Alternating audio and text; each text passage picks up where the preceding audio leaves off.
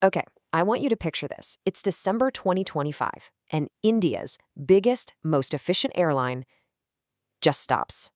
It just breaks. And we're not talking about a few flight delays here.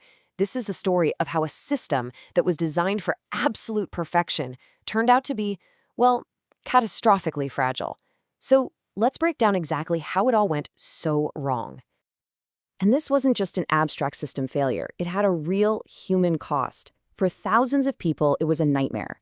Take this one bride, Priya. She's literally trapped at the airport while her own wedding is supposed to be happening. I mean, can you imagine? And the timing couldn't have been worse. This whole meltdown hit right in the middle of India's peak wedding season, turning what should have been the happiest day of people's lives into a total logistical nightmare.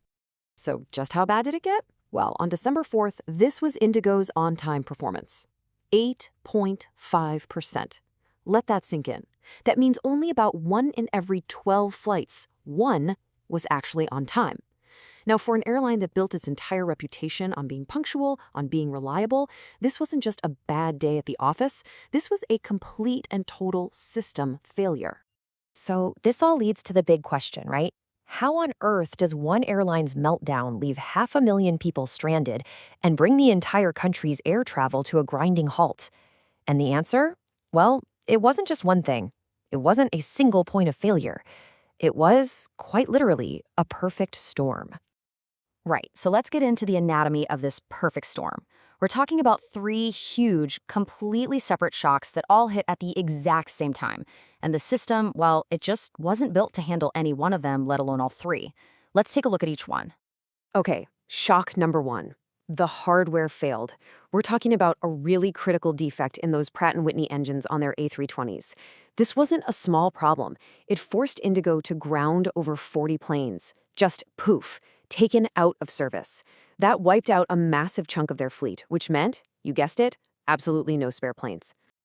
Then came shock number 2, and this one was about the people, the crew. See, brand new safety rules came into effect. They're called FDTL for short, and they were designed to reduce pilot fatigue. A really important, good thing, right? But it also meant pilots couldn't fly as many hours. The problem was IndiGo just hadn't hired enough extra crew to make up for it. So now they had no spare pilots either. And the third and final blow, good old Mother Nature. But here's the thing. It was the completely predictable Delhi winter fog. It happens every year. And when it rolled in, it slashed the capacity at India's busiest airport by almost 40%. So, now there was no spare airport capacity. And that was it. The final piece of the puzzle just clicked into place.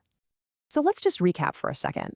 You've got no spare planes because of the engine issue, you've got no spare crew because of the new rules, and you've got no spare airport capacity because of the fog. Look, any one of these would have been a really bad day. All 3 hitting at the exact same time? It was a guaranteed, catastrophic, network-wide collapse. The system had absolutely zero buffer. Nothing.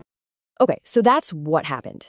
But to really get to the bottom of this, to understand why it all broke so spectacularly, we need to look under the hood. We need to look at IndiGo's famous, celebrated business model, because it turns out the very secret to their success was also the secret to their failure.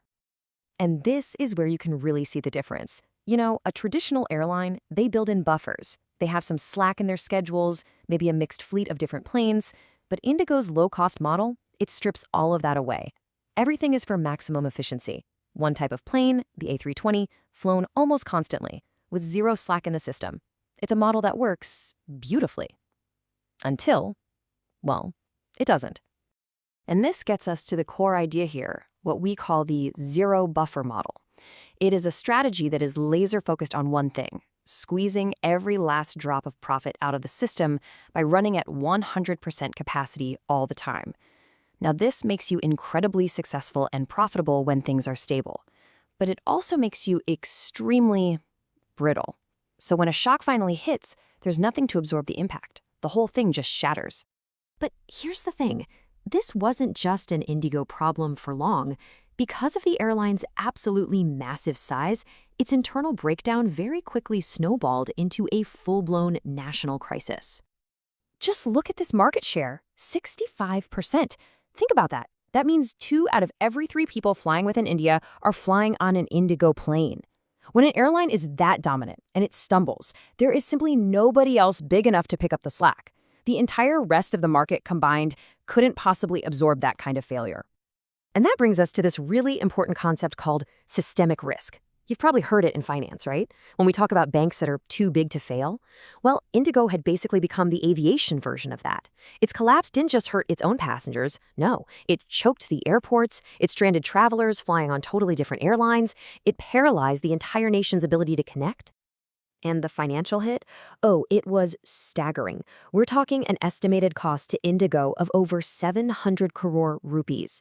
That's about 85 million US dollars for 1 week of chaos. And listen, that doesn't even begin to cover the damage to the wider economy or, the absolute torching of its own reputation.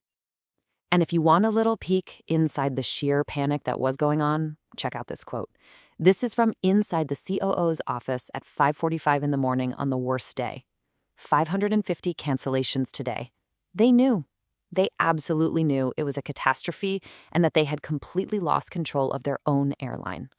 So this whole disaster really boils down to one fundamental lesson. It's about the choice every company, every system has to make. The choice between proactive preparation and reactive crisis management. It's about the true price of building resilience. The numbers here really tell the whole story. If they had proactively prepared for this just a year earlier, it would have cost them an estimated 70 crore rupees. But the cost of reacting to the meltdown after it happened? 700 crore.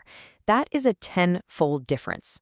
Yeah, the price of resilience might have seemed high, but the price of fragility was catastrophic.